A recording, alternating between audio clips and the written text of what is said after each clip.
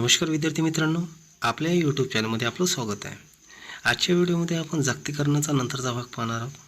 आधीचे जो काही व्हिडिओ घेतला होता तर त्या व्हिडिओमध्ये आपण त्याची व्याख्या, प्रस्तावना हे संपूर्ण डिटेल्समध्ये पाहिली होती। तर यानंतरचा भाग आपण पाहूया। आधीच्या व्हिडिओमध्ये म्हणजे आपण जो काही पहिला पार्ट टाकला होता तर त्या पहिल्या पार्टमध्ये आपण 1848च्या नंतरचे जे काही गॅट करार होते आणि त्या गॅट कराराअंतर्गत झाले होते 1995 मध्ये WTOची स्थापना म्हणजे वर्ल्ड ट्रेड ऑर्गनायझेशन। आणि 1995 मध्ये जेव्हा WTOची स्थापना करण्यात आली होती तर त्यावेळेसच general agreement on trade in service म्हणजे गॅट्स करार करण्यात आला होता। आणि हा जवळपास 178 ते 80 म्हणजे एवढे देश त्यामध्ये समाविष्ट होते। आणि एवढ्या देशांनी काय केले होते, या संपूर्ण देशांनी या गॅट्स करारावर सिग्नेचर केली होती। म्हणजे समजा एका देशामधून दुसऱ्या देशामध्ये जर प्रोडक्ट पाठवायचा असेल तर त्या देशाला कोणत्याही प्रकारचा प्रॉब्लेम्स होत नाही किंवा कोणत्याही प्रकारची आयात ड्युटी हे लावली जात नाही। भारताने जेव्हा 1995 मध्ये म्हणजे 1991 मध्ये जेव्हा उखाजा धोरण अंमलात आणला होता त्यावेळेस जे जागतिकीकरणाची एक समस्या त्यावेळेसच संपूर्ण संपुष्टात आली होती। त्यामुळेच आता भारतामध्ये संपूर्ण जगातील आपल्याला उपलब्ध होतात वस्तू। त्यानंतरचा दुसरा करार असता trade related accept of intellectual property rights म्हणजे बौद्धिक संपदेवर आधारित असलेले करार। आता बौद्धिक संपदेवर एक तुम्हाला एक्झाम्पल देतो की समजा एक अमेरिकेतील एखादी मूवी असेल आणि त्या मूवीचा समजा जर स्टोरी राईट्स जर सेम त्याची कॉपी करून जर भारतामध्ये त्याची मूवी बनवायची असेल तर भारतीय जो काही डायरेक्टर असेल किंवा प्रोड्युसर असेल तर त्याला काय करावे लागेल, अमेरिकन त्या मूवीच्या डायरेक्टरसोबत किंवा त्याच्या जे फायनान्स त्याचे जे काही हे असतात म्हणजे स्पॉन्सर्स असतात तर त्या स्पॉन्सरसोबत एक करार करावा लागतो किंवा एक प्रकारचा त्यांचे राईट्स खरेदी करावे लागते। त्याच्याशिवाय त्याची कॉपी राईट त्यांना मिळत नाही। त्यांचे राईट्स जेव्हा त्यांच्या मिळत नाही तर त्यावेळेस जोपर्यंत त्यांचे राईट्स मिळत नाही तोपर्यंत त्या मूवीची कॉपी बनत नाही। ठीक आहे, याला काय म्हटलं जाते, इंटेलेक्च्युअल प्रॉपर्टी। का बरं, कारण की त्या मूवीचं इन्व्हेन्शन कोण केलेलं आहे, तिच्या डायरेक्टरनं केलेलं आहे, अमेरिकेच्या डायरेक्टरनं। आणि भारतामध्ये समजा एखादा मूवी बनवायचा असेल आणि त्याच मूवीची जर कॉपी बनवायची असेल तर त्यांनासुद्धा राईट्स खरेदी करावं लागते। अन्यथा असं नाही आहे की पूर्ण पिक्चरचीच कॉपी करायचं, तुम्ही त्या पिक्चरमधला छोटासा भाग जरी कॉपी केला तर त्याचीसुद्धा राईट्स खरेदी करावं लागते, अन्यथा त्यावरसुद्धा कोर्टामध्ये केस केली जाते। आता मी तुम्हाला एक्झाम्पल देतो की आता हे माझं यूट्यूब चॅनल आहे आणि माझ्या यूट्यूब चॅनलवर जर मी एखाद्या क्रिएटर्सची किंवा एखादं सॉंग्स जर मी माझ्या यूट्यूबवर टाकलं तर माझ्यावर लगेचच कॉपीराईट स्ट्राईक येतात। का बरं, त्याचा एक मुद्दा असतो की त्याची एक राईट्स बनवली असतात, कॉपीराईट म्हणतात, तर त्यालाच काय म्हटलं जाते, बौद्धिक संपदा।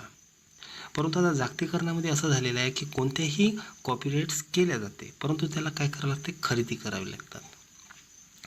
ट्रिप्समध्ये सर्वसाधारण कॉपीराईट, भौगोलिक संकेत या गोष्टींचा समावेश होतो। औद्योगिक डिझाईन असो, इंटिग्रेटेड सर्किट असो, पेटंट असो, ट्रेडमार्क असो, याला काय म्हटले जाते, बौद्धिक संपदा। पेटंट म्हणजे असं असते की समजा तुम्ही एखादी गाडीचं इंजिन बनवलेलं आहे, आणि तुम्ही त्याचं काय केलं, रजिस्ट्रेशन केलं आहे, हे तुमचं काय बनतील, पेटंट असते। आणि ते काही वर्षाचं असते, 10 वर्ष 20 वर्ष, आणि 10 वर्ष असो या 20 वर्षापर्यंत तुमच्यासारखी वस्तू कोणीच बनवू शकणार नाही। परंतु 10 वर्ष झाला आणि त्याचा जर समजा करार संपला आणि त्यानंतर जर त्याने रजिस्ट्रेशन केलं नाही किंवा रिन्यूअल केलं नाही तर कोणीही त्याच्यासारखी प्रोसेस वापरून ती वस्तू बनवू शकतात। म्हणून अजून तुम्हाला दिसत असेल बरेचसे बिस्किट्स कंपन्या असतात, बरेचसे कोल्ड्रिंक्स कंपन्या असतात। आता समजा पेप्सी पहा किंवा कोकोकोला पहा, या दोघांच्या जवळपास म्हणजे सेम राहतात, फक्त प्रोसेस वेगळी असतात, टेस्ट एकच असतात पण प्रोसेस वेगळी असतात। कारण की त्याला काय म्हटलं जाते, पेटंट म्हणतात, ते त्या कंपनीचा पेटंट असते। कोणतीच कंपनी, पेप्सी असो या कोकाकोला असो, कोणतीच मोठ्या कंपन्या डिटेल्समध्ये आपलं मॅन्युफॅक्चरर संपूर्ण प्रोसेस सांगत नाही, फक्त त्याच्यात इन्ग्रेडियंट्स तुम्हाला दिसून पडतात की त्याच्यामध्ये कोणत्या प्रकारचे इन्ग्रेडियंट्स आहे। ठीक आहे, आता या दोघा करारामध्ये तुम्हाला चांगल्या प्रकारचं समजलं आहे असं मी समजून घेतो आहे। त्यानंतरची आपण सुरुवात करूया, त्यानंतर काय आहे। 1990च्या दशकापर्यंत आर्थिक क्षेत्रावर संपूर्ण सरकारी नियंत्रण होते. हे आपल्या भारताच्या अंतर्गत रिलेट करून सांगण्यात आलेलं आहे. भारतामध्ये 1990 पर्यंत संपूर्ण सरकारी नियंत्रण होतं. त्यानंतर जेव्हा उखाजा धोरण जाहीर करण्यात आलं तर त्यानंतर संपूर्ण भारतामध्ये आले आणि त्याचे खाजगीकरण करण्याची सुरुवात झालेली आहे. उदारीकरण म्हणजे एखाद्या बिझनेसमध्ये इन्व्हेस्टमेंट करण, खाजगीकरण म्हणजे दुसऱ्या एखाद्या परकीय कंपनी भारतामध्ये लॉन्च करणं. जसं आपण मागील व्हिडिओमध्ये बघितलं ते जसे मायक्रोसॉफ्ट कंपनी भारतामध्ये कार्यरत आहे आणि नेस्ले कंपनी भारतामध्ये आहे. तशी भारतीय ONGC कंपनी व्हिएतनाममध्ये कार्यरत आहे आणि टाटा कंपनी हे UK म्हणजे ब्रिटनमध्ये. तर याला काय म्हटलं जाते? जागतिकीकरण.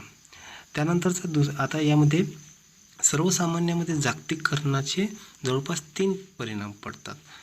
पहिला परिणाम आहे की कुशल आणि अकुशल कामगाराचे एका राष्ट्रातून दुसऱ्या राष्ट्रामध्ये स्थलांतरित होते. म्हणजे भारतामधून परकीय देशात जाते आणि परकीय देशामधून म्हणजे भारताचा एखादा शास्त्रज्ञ अमेरिकेच्या नासाच्या कंपनीमध्ये काम करतो किंवा अमेरिकेमधला कोणताही एखादा प्रोफेशनल असलेला एखादा व्यक्ती Jio company, Reliance company, Tata कंपनीमध्ये कार्यरत करतो. तर यालाच एक जागतिकीकरणाचा पहिला परिणाम म्हटला. म्हणजे कुशल आणि अकुशल कामगाराचे देवाणघेवाण करणे. त्यानंतरचा दुसरा परिणाम असा आहे की लहान उद्योग आणि दुकानांवर झालेला दिसून येतो. लहान उद्योगांना बड्या राष्ट्रीय कंपन्यांशी स्पर्धा करावी लागते. जसं आता तुम्ही जे ट्रेडिशनल मार्केट आहे, तुम्हाला कोणती वस्तू खरेदी करायची असेल तर तुम्ही काय करता? सरळ शॉपमध्ये जाता आणि डायरेक्टली खरेदी करता. आणि दुसरं मार्केट असं आहे इंटरनॅशनल मार्केट. जसं तुम्ही ऑनलाईन खरेदी करता. ऑनलाईन खरेदी करणारी ॲमेझॉन झाली, फ्लिपकार्ट कंपनी भारतीय कंपनी आहे का? नाही आहे. ही कंपनी आहे फॉरेन कंपनी. आणि आपण जेव्हा ऑर्डर करतो तेव्हा फॉरेन कंपनी, त्या कंपनीमधून आपण इम्पोर्ट कोणती वस्तू खरेदी करतो. आता असं नसते की आपण म्हणजे कंपनी आता ॲमेझॉन कंपनी आहे म्हणजे परकीय कंपनी आहे तर ते फॉरेनमधून वस्तू येते. फॉरेनमधून वस्तू येत नाही, वस्तू आपल्या भारतातूनच येते. परंतु ते कंपनी कुठं कार्यरत आहे? फॉरेनमध्ये आहे. ठीक आहे. आता त्यानंतरचा तिसरा परिणाम असा आहे की शेतीच्या उद्योगात दिसून पडतो. जसं आज शेती आपला माल कुठेही मध्यस्थीशिवाय म्हणजे कोणत्याही ठेकेदाराशिवाय थेट विकू शकतो. म्हणजे शेतीच्या उद्योगासाठी आता कोणत्याही प्रकारचा मध्यस्थ राहिला गेलेला नाही. त्यानंतर बघूया बहुराष्ट्रीय कंपनी. जसे काही कंपन्या आहे जसे बजाज, बिर्ला, वाईट, ह्या संपूर्ण कंपन्या फक्त भारतातच आहे का? आता तुम्ही जर भारताच्या बाहेर जर गेले तर तुम्हाला बजाजच्या गाड्या भारताबाहेर दिसेल, ONGC कंपनी भारताबाहेर दिसेल, आदित्य बिर्ला ग्रुपचे संपूर्ण प्रोडक्ट्स तुम्हाला भारताबाहेर मिळतील, गोदरेज, विप्रो, तर हे संपूर्ण मिळते आणि परदेशी भारतामध्ये मिळते. यानंतर पाहूया राजकीय क्षेत्र. जागतिकीकरणाचा राजकीय क्षेत्रावर कोणता परिणाम झाला हे सुद्धा आपण पाहून घेऊया. लोकशाहीचे महत्त्व. 1989 पूर्वीचे युरोपमधील क्रांती आणि सोव्हिएत रशियाचे विघटन यांच्याकडे कम्युनिझमचा झालेला अंत यानुसार बघूया. म्हणजे 1990 नंतर खऱ्या अर्थाने लोकशाहीचे महत्त्व हे वाढत गेलेले आहे आणि सहभागी राज्य, नागरिक केंद्रीय शासन, सुशासन यावर सर्वाधिक महत्त्व देण्यात आलेलं आहे. त्यानंतर दुसरा पॉईंट आहे राज्याचे स्थान. जागतिकीकरणाच्या संदर्भात असे मानले जाते की आता राज्याचे महत्त्व कमी होत चाललेले आहे. का बरं कमी होत चाललेले आहे? कारण की जागतिकीकरणामध्ये एका देशाचे कनेक्ट होतात की नाही. जागतिकीकरण हा एका देशाशी संपूर्ण देशाशी कनेक्ट होतात. म्हणजे एका देशामध्ये संपूर्ण देशामध्ये असलेल्या वस्तू मिळतात. परंतु याचा परिणाम काय होत आहे की सार्वभौमत्व हा राज्याचा एक महत्त्वाचा घटक आहे. सार्वभौमत्व ही संकल्पना राज्याच्या अधिकार क्षेत्राशी जोडली जाते. त्याच्याच आधारे राज्याला आपला अधिकार क्षेत्रामध्ये कायदा करण्याचा अधिकार असतो. म्हणजे जेव्हा 1990च्या आधी भारतामध्ये संपूर्ण क्रियावर म्हणजे संपूर्ण भारतावर सरकारी नियंत्रण होते. सर्व क्षेत्र, रेल्वे क्षेत्र, संरक्षण क्षेत्र असो, भूमी क्षेत्र असो किंवा उद्योग क्षेत्र असो, सेवा क्षेत्र असो, यावर संपूर्ण भारतीय सरकारचे नियंत्रण होते. परंतु जागतिकीकरणामुळे हे यामध्ये झालेली इन्व्हेस्टमेंट, उदारीकरण, खाजगीकरण, जागतिकीकरण यामुळे या सार्वभौमत्वावर आज अंतर्गत आणि बाह्य घटकाकडून आघात होत आहे असे मानले जाते. म्हणजे आता फक्त भारताचीच आहे का? आता तुम्हाला एक गोष्ट आणखी सांगतो. सुरुवातीला संपूर्ण जे काही देश, संपूर्ण भारतामधले क्षेत्र हे सरकारच्या नियंत्रणाखाली होते. तर आता बऱ्याचशा काळापासून 3 क्षेत्र असे फक्त सरकारच्या नियंत्रणात आहे. त्यामध्ये कोणत्याही प्रकारची विदेशी गुंतवणूक नव्हती. ते 3 क्षेत्र होते. एक तर होता अणुउद्योग, दुसरं आहे एक अणुउद्योग आहे, दुसरं रेल्वे आहे आणि तिसरं आहे संरक्षण क्षेत्र. आता हल्लीच्याच या 2-3 वर्षामध्ये संरक्षण क्षेत्रामध्ये सुद्धा उदारीकरण करण्यात आलेलं आहे. म्हणजे त्यामध्ये इन्व्हेस्टमेंट करत आहे. म्हणजे आता एक तुम्हाला उदाहरण देतो की भारतामध्ये समजा एखादा पाकिस्तानी कंपनीमधून जर संरक्षण क्षेत्रामध्ये जर इन्व्हेस्टमेंट झाली आणि जर भारताला पाकिस्तानमध्ये किंवा कोणत्याही देशावर जर आक्रमण करायचे असेल तर त्या कंपनीकडून काय घ्यावे लागेल? परवानगी घ्यावी लागेल. असंही कोणत्याही कारणाने भारत आता कोणत्याही देशावर काय करू शकत नाही? आक्रमण करू शकत नाही. आक्रमण करण्यासाठी एक प्रकारचा करार केला जातो आणि सर्व ज्या देशांसोबत करार केला जातो तर त्या देशांशी जोपर्यंत सल्ला मसलत होत नाही तोपर्यंत युद्ध करू शकत नाही. म्हणून जास्त करून जागतिकीकरणाने एक तो कुठं फायदा होतो आणि कुठं नुकसान होतो. म्हणजे भारतीय जे काही सार्वभौमत्व आहे त्यामध्ये म्हणजे काय होत आहे? एक प्रकारचा हस्तक्षेप होत आहे. तिसरा पॉईंट आहे बिगर राजकीय घटक. नागरी समाजाला मिळालेल्या वाढत्या महत्त्वामुळे बिगर राजकीय घटक पुढे आलेले आहे. जसे NGO म्हणजे नॉन गव्हर्नमेंट ऑर्गनायझेशन्स. आपण आधीच डिस्कस केलेलं आहे की संपूर्ण जे काही देशामधले आता जास्त करून इन्व्हेस्टमेंट होत आहे. म्हणजे सरकारी नियंत्रण कमी होत आहे. सरकारी नियंत्रण कमी होत आहे म्हणजे बिगर सरकारी संस्थांना काय मिळालेलं आहे? महत्त्व प्राप्त झालेले आहे. आणि हे महत्त्व प्राप्त काही देशी आहे तर काही आंतरराष्ट्रीय, म्हणजे काही राष्ट्रीय तर काही आंतरराष्ट्रीय आहे. तर यामध्ये असं आहे जसे वाद निर्माण होत चाललेले आहे की सरकारी संस्था की बिगर सरकारी संस्था. त्यानंतरचा चौथा पॉईंट आहे मानवी हक्क. जागतिकीकरणाच्या युगात मानवाधिकारांचे संरक्षण एक महत्त्वाचा विषय बनलेला आहे. परंतु विकसित आणि विकसनशील देशांत मानवाधिकारांच्या दृष्टिकोनात फरक करण्याची गरज आहे. आता फरक करण्याची गरज का बरं आहे? कारण की विकसित तर ऑलरेडी डेव्हलप आहे. डेव्हलप कोणाला करायची गरज आहे? एक तर अविकसित देश आणि दुसरा आहे विकसनशील देश. भारत हा विकसनशील देश आहे आणि भारतामधले अजूनही 29% लोकसंख्या हे दारिद्र्य रेषेखाली वर्क करते. म्हणजे बेरोजगारी जास्त करून आहे, रोजगार नाही आहे, लोकसंख्या जास्त आहे. तर या दोघांमध्ये फरक करा असं मानवी हक्कानुसार म्हटलं जाते. त्यानंतर पाहूया भारत वेगवेगळ्या आंतरराष्ट्रीय कराराचा आणि संघटनांचा सभासद आहे. जसं आपण WTOचा एक्झाम्पल घेतलेला आहे. WTOची स्थापना 1995मध्ये झाली होती आणि त्यावेळेसच भारताने WTOच्या स्थापनेस म्हणजे सिग्नेचर केली होती. म्हणजे भारत WTOचा संस्थापक सभासद आहे. म्हणजे WTOचा जर करार झालेला असेल तर भारताला कोणाचे नियम लागू लागतील आंतरराष्ट्रीयमध्ये? WTOचे. त्यानंतर WTOचा काही आंतरराष्ट्रीय करार आहे आणि ते पाकिस्तानबरोबर सुद्धा करार लागतो. जसं पाकिस्तानबरोबर सिंधू नदी वाटप असो या बांगलादेशची फरक्का नदी वाटप असो. भारत आणि पाकिस्तानचा जर विचार केला तर भारतामधून जवळपास 5 नद्या पाकिस्तानमध्ये एंटर करतात. एक सिंधू, सतलज, रावी, बियास आणि चिनाब अशा प्रकारच्या नद्या पाकिस्तानमध्ये एंटर करतात आणि भारतातून उगवून पाहून पाकिस्तानमध्ये एंटर करतात.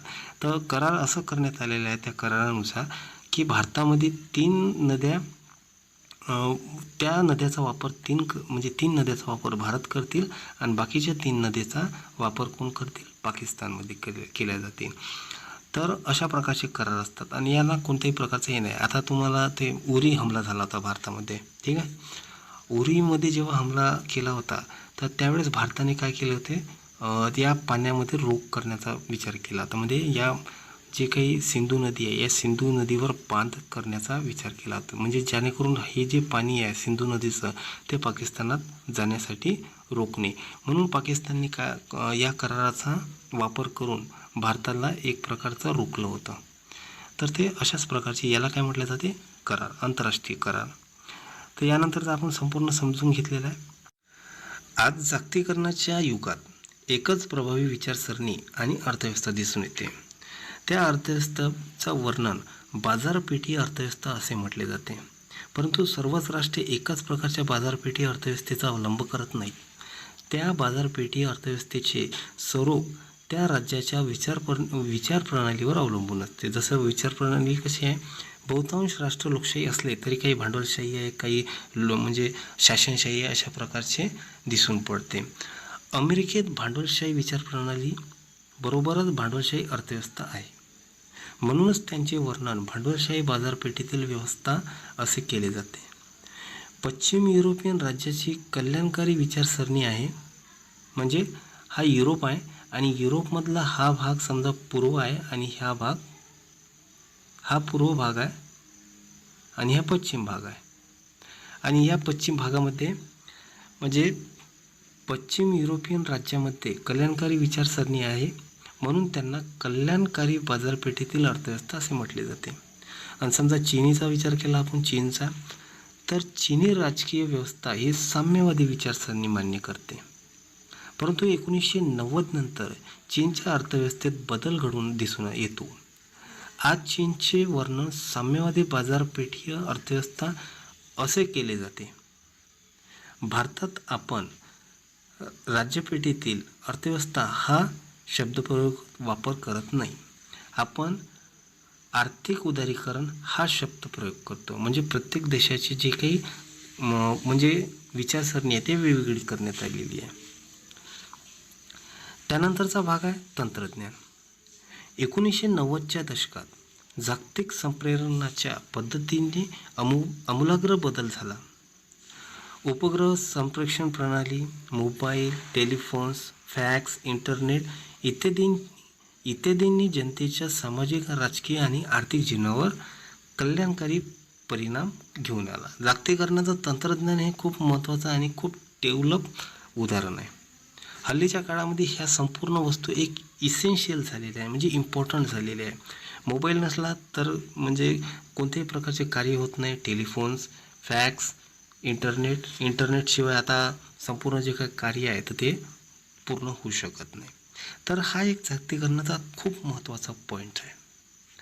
आपण देशातील प्रसारमाध्यमात कसा बदल झाला ते पाहू. 1990मध्ये CNN ने भारतात प्रवेश केला. परदेशी चॅनल्स येईपर्यंत भारतात केवळ दूरदर्शन हे एकमेव दूरचित्रन माध्यम होतं. आपण याबाबत जे काही मी आधीचा जो काही व्हिडिओ टाकला होता पहिला, तर त्या पहिल्या व्हिडिओमध्ये याबाबतची संपूर्ण माहिती टाकलेली आहे. जर तो व्हिडिओ बघितला नसेल तर त्या व्हिडिओची लिंक मी डिस्क्रिप्शनमध्ये टाकलेली आहे. तर या व्हिडिओच्या नंतरमध्ये संपूर्ण जागतिकीकरणाचं दाखवण्यात आलेलं आहे. जसं आता कार्ड्स वगैरे आणि ऑनलाईन शॉपिंग वगैरे, आता जास्त करून त्याच्यावर जास्त फोकस केले जाते. तंत्रज्ञानाचा जर विचार केला आपण तर या तंत्रज्ञानाचा प्रत्येक एक क्षेत्रामध्ये काय झालेलं आहे, डेव्हलपमेंट झालेली आहे. जसं आता काही वर्षाआधी म्हणजे 10 वर्षाआधी जर तुम्ही बघितले असेल की कुठे कुठे STD, ISD, PCOचे एक स्टॉल दिसत होते. मी बघितलेले आहे ते स्टॉल. तुम्ही बघितले असेल किंवा नाही ते मला माहीत नाही. आणि बघितले असेल तर कमेंट बॉक्समध्ये कमेंटसुद्धा करा की तुम्ही हे STD, ISD, PCOचे स्टॉल भेटलेले आहे किंवा तुम्ही तिथून कॉल केलेले आहे. त्यानंतर म्हणजे अशा प्रकारची प्रोसेस झालेली आहे. आता जसं तुम्ही इंटरनेट आहे, ट्विटर आहे, फेसबुक आहे, इंस्टाग्राम आहे, व्हॉट्सअप आहे, तर यामुळे जागतिकीकरणामध्ये एकमेकांशी हे कनेक्ट झालेले आहे. सामाजिक आणि सांस्कृतिक घटक. जागतिक पातळीवर प्रसारमाध्यमात झालेली क्रांती आणि इंटरनेटच्या सेवेची उपलब्धता, त्यामुळे लोकांना जगात काय घडत आहे यामुळे जाणून घेण्याचे माहीत पडते. आणि हे सर्व पूर्ण जी काही गोष्ट आहे हे कशामुळे माहीत पडतं आपल्याला, जागतिकीकरणामुळे. तर ठीक आहे मित्रांनो, हे संपूर्ण जे काही चॅप्टर आहे तर हे आपण आधी डिस्कस केलेलं आहे आणि हे संपूर्ण समजून सांगितलेलं आहे. या पुस्तकाची PDF खाली दिलेल्या टेलिग्राम चॅनलवर टाकलेले आहे, ते तुम्ही त्या टेलिग्राम चॅनलमध्ये जाऊन डाउनलोड करून घ्या. हे संपूर्ण पुस्तक तुम्हाला तिथे मिळून जातील. त्यानंतरचा नेक्स्ट जो व्हिडिओ राहतील आपल्याला, त्या व्हिडिओमध्ये आपण स्वाध्यायसुद्धा पूर्ण करूया. व्हिडिओ जर आवडला असेल तर व्हिडिओला लाईक करा, शेअर करा आणि सबस्क्राईब करा.